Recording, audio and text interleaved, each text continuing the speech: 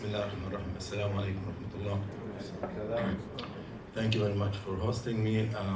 Since yesterday, I have been here as a student, listening and learning about the profound concept of halal and also the challenges that you have been facing. More importantly is the future of where we're going with this, excuse me, with the halal in terms of opportunities. So yesterday I diagnosed the problem as a consumer myself. When I go, and as I said, 10-minute trip to the grocery store would take me 30 minutes. Why? Because I have to read the labels and ingredients and be assured I am myself the oversight, I'm the vetting person, I am everything. I'm trying to be the police, to be the consumer, to be the advocate, and no one is there for me as a consumer. Because even the halal, the logo is different.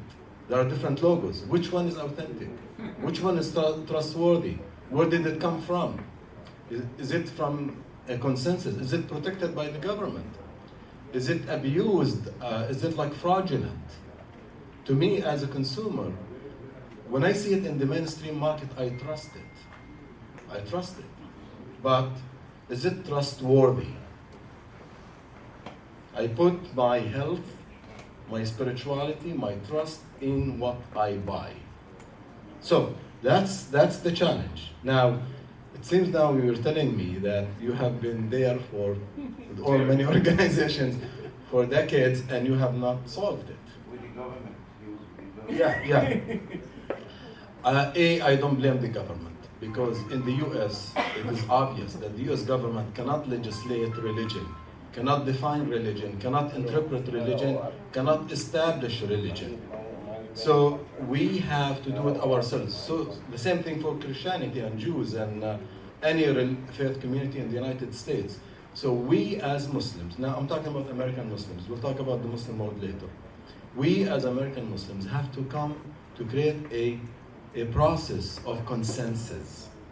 And as Brother Rafiq said, differences of opinion are it's human nature. But if we are Muslim and trying to follow the example of the Prophet, we will know that he was a problem solver, even before he was a prophet. When the warring parties of Mecca disagreed on how to rebuild part of the Kaaba where Muslims pray, he was a problem solver, he was a peacemaker. He brought, in a creative way, warring parties and was very creative in building consensus and reconciliation and give each one a credit and respect to be part of the solution. That was creative. And also he was a businessman before he became a prophet. So he was pragmatic, he was negotiator, he was able to speak to the consumer's interest and he was defending his own interest, and always he would come as as-sadiq al-amin, the truthful and the honest. It's a win-win situation. You don't have to cheat to make business. You gain and you assure people. I'm saying these things because they are the foundations for problem solving. In America, Muslims are mainly affluent, educated, free to think, free to choose what kind of future they have. And I believe we can resolve this problem. It's not impossible. But someone has to take the lead. Now, we don't have hierarchy in the Muslim community. We don't have jurisdictions. The country is not like, the states. An imam is taking charge of, this zip code and that zip code. We don't have that, Anyone can claim anything. Well, that's a problem, but also, it's free. That means this issue is legitimate. My aim here is not to make the halal dispute like the moon sighting dispute. You know that, right? However, the moon sighting dispute is simple compared to halal. You know why? because the moon sighting has only two ways. Either you go by science or you go by, eyesight. With the halal labeling and certification, the sky is the limit. The sky is the limit. So what kind of logo, what kind of color, design, creating the process, who is in charge of creating the process? So that's left to human ingenuity, creativity, and really destiny of they want to agree to disagree, or they want to agree to agree. So I think it's in our hands. Now, just my personal experience. I found myself 27 years ago in that spot, not for the halal, but for the civil rights. Everybody's complaining about discrimination, about stereotyping of Muslims, defamation, misrepresentation of Islam in Hollywood, in the textbook, injustice in the workplace, in school, and no one is doing anything. I decided to step forward and do it. And we started to succeed, slowly but surely. And now everyone, white American, African American, immigrant, born, raised here, when something happened to them because they're Muslim, they call one organization CAIR. There's consensus, because you lead by example. And I believe, and that's what I'm bringing to the table, the halal issue is solvable, is very, very promising, because it's business. You are destined to succeed and to be prosperous. Let's succeed. And let's everyone have a pie of that share, share of that pie. It's doable. And I can talk in the next round about how to create consensus, legislation, law, enforcement, oversight, and let's say if people violate it, there will be like ways to hold those who violate the trust accountable. Again, I'm learning, listening, and if I step outside this discussion, I also identify certain, let's say, symptoms to understand the issue. And my advantage in this discussion is I might come up with a fresher look to speed up the process to reach a solution. So I build up on what Brother Rafiq just said, and I just tweak in my language. I would say, first, do the research. And before that, let's separate the US from the Muslim world, okay? That's number one. Detach yourself from the Muslim world on this issue for a very simple and logical reason. Solve your own problem here, create your own solution, then export your solution to others. But also learn from others' experiences. The Muslim world is much older than our experience as American Muslims. We are a minority. They are the majority. The halal is a given thing. They don't have to fight for it. So they have like Ministry of Awqaf, religious affairs, agriculture, all built on so-called Islamic values there.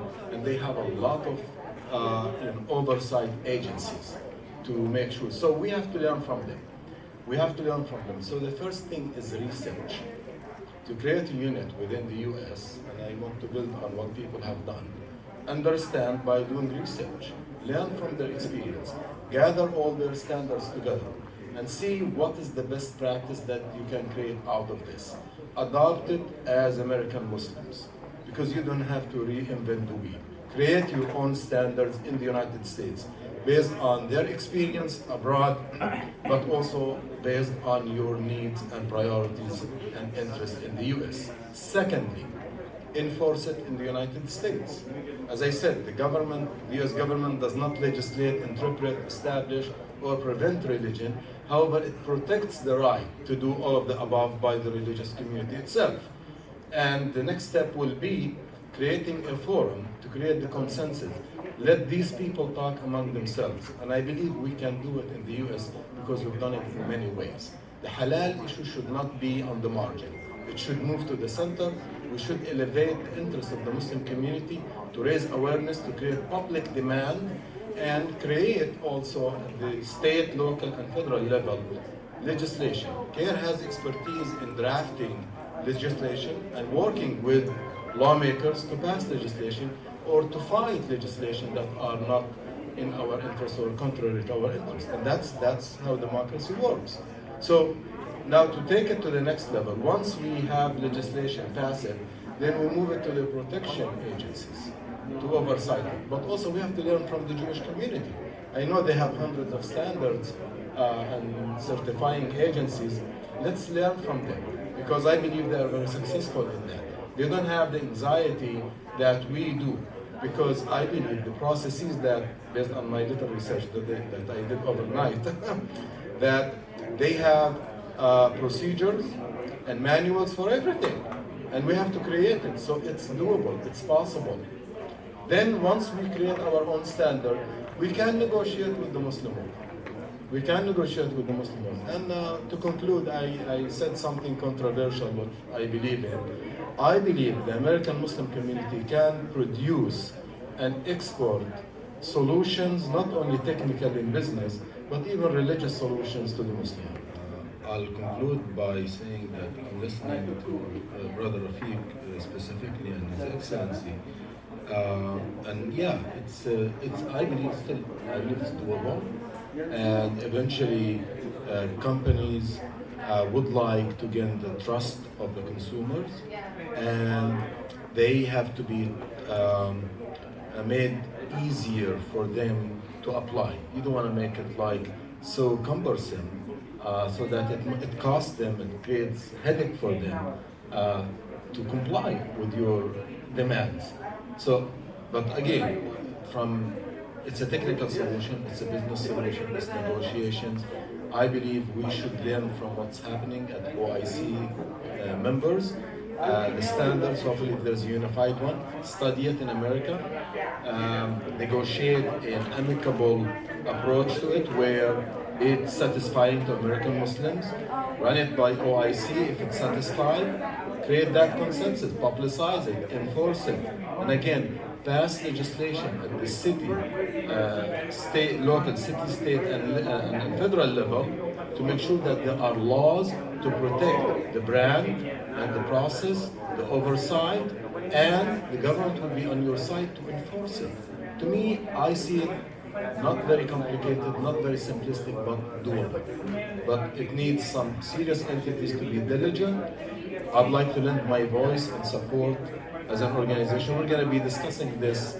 I'm going to suggest this actually to my colleagues at CAIR to adopt this as one of our strategic goals as an organization, advocacy organization, to advocate on behalf of American Muslims to take the issue of halal industry, certification, compliance, oversight very seriously as a demand by the Muslim voter, the Muslim constituent and Muslim consumer.